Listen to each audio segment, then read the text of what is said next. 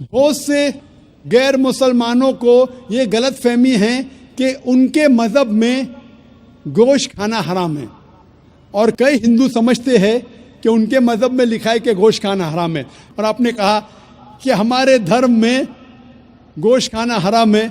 भाई साहब, आपको आपके धर्म का इल्म कम है, इसीलिए मैं कहता हूँ कि हिंदुइज्म जानने के लिए हिंदू की तरफ मत देखिए, हिंदू ग्रंथ का मुताला कीजिए। जब आप हिंदू ग्रंथ का मुताला करते हैं, लिखा है मनुस्मृति में चैप्टर नंबर 5 श्लोक नंबर 30 में, उसमें लिखा है कि ईश्वर ने कुछ जानवर बनाए खाने के लिए और कुछ जानवर को खा जाने के लिए। God has created some animals to eat and some to be eaten. अगर आप उस जानवर को खाते हैं जिन जानवर को खुदा ने बनाया है खा जाने के लिए, तो आप गुनाह नहीं कर रहे। If you are eating the animals who God has created to be eaten, you are not doing a सिन।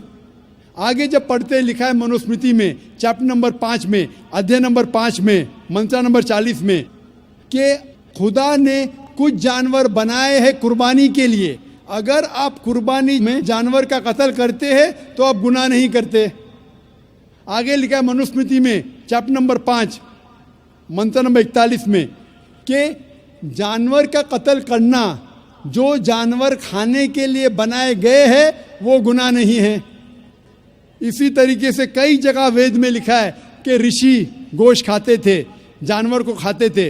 वक्त नहीं है डिटेल में बात करने का, लेकिन अगर आप महाभारत पढ़ेंगे अनुशासन पर्व चैप्टर नंबर 88, इसके अंदर युधिष्ठिर जो पांडव का एक भाई था वो पूछता है भीष्म से कि हम यज्ञ में पूजा में क्या खाना दे भगवान को, ईश्वर को, ताकि हमारे पुरखों को संतुष्ट मिले।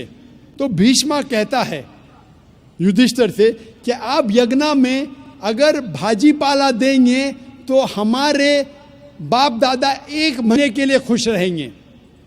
अगर आप मच्छी देंगे 2 महीने के लिए, अगर आप खरगोश देंगे 3 महीने के लिए, अगर गोश्त देंगे तो 4 महीने के लिए, अगर आप बेकन देंगे तो 5 महीने के लिए, अगर परिंदे का गोश्त देंगे तो 6 महीने के लिए, अगर हिरन का गोश्त देंगे तो 7 महीने के लिए। पूरा मेन्यू है, माशाअल्लाह बड़ा मेन्यू है। उसके आगे लिखा है अगर आप गाय देंगे तो पूरे 1 साल के लिए हमारे बाप दादा संतुष्ट रहेंगे, और अगर गेंडा राइनोसरस देंगे तो 20 साल के लिए हमारे बाप दादा खुश रहेंगे। पूरा मेन्यू है। क्या चाहते हैं बोलो? मच्छी, खरगोश, क्या चाहते हैं बोलो? ये आपके ग्रंथ में लिखा है, मेरे ग्रंथ में नहीं। हमारे ग्रंथ में सब चीज खाने की इजाजत नहीं, सिर्फ वो चीज जो हमारे लिए हलाल है। इसी तरीके से बाइबल में भी लिखा है आप गोश्त खा सकते। अक्सर धर्म की किताबों में लिखा है कि आप गोश्त खा सकते हैं।